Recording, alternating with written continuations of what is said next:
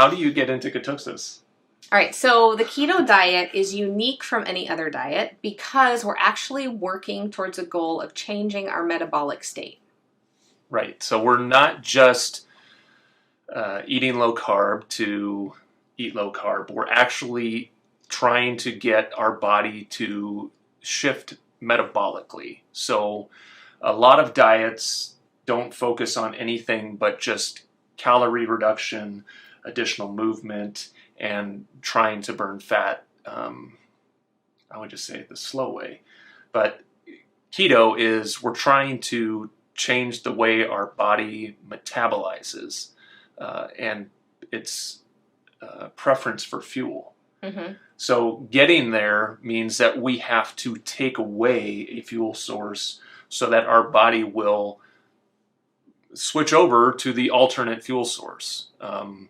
So what we do is we deplete our glucose levels in our body. So blood sugar, you eat carbohydrates, and that's converted to glucose, which is then stored as glycogen in certain areas of your body. And so we have to not only, and it takes a little while, and the reason it takes a little while is because of that stored glycogen.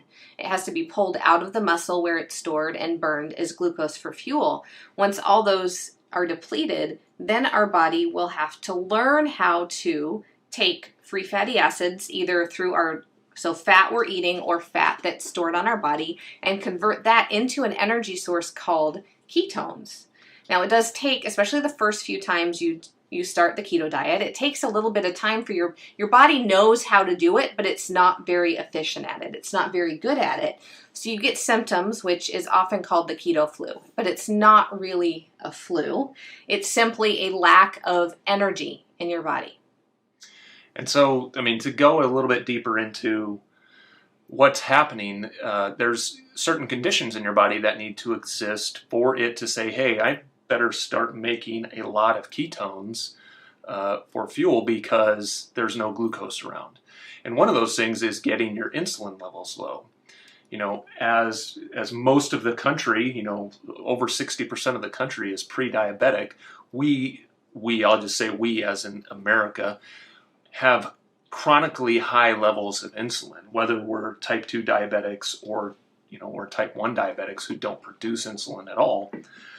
We have chronically high levels of insulin, and managing that level of insulin is probably more important but not recognized compared to managing blood glucose levels. So keeping your insulin levels low is what sets the stage for your body to turn on ketone production in a big way, right? So there's another hormone-sensitive lipase, which is sensitive to the presence of insulin, which it helps produce ketones. So if there's too much insulin production, then you're going to hamper your ketone production.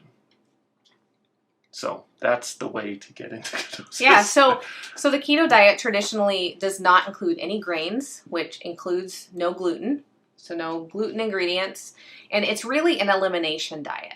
So you're eliminating a number of foods, which you can then reintroduce later and see how you tolerate.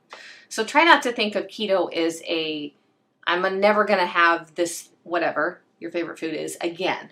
Mm-hmm. Think of it as an elimination diet that you're going to do, and give yourself a 30-day challenge. Challenge yourself for 30 days. And I encourage you to do that because that's exactly how I approached it and how Jeremy approached it. Because you can do anything for 30 days.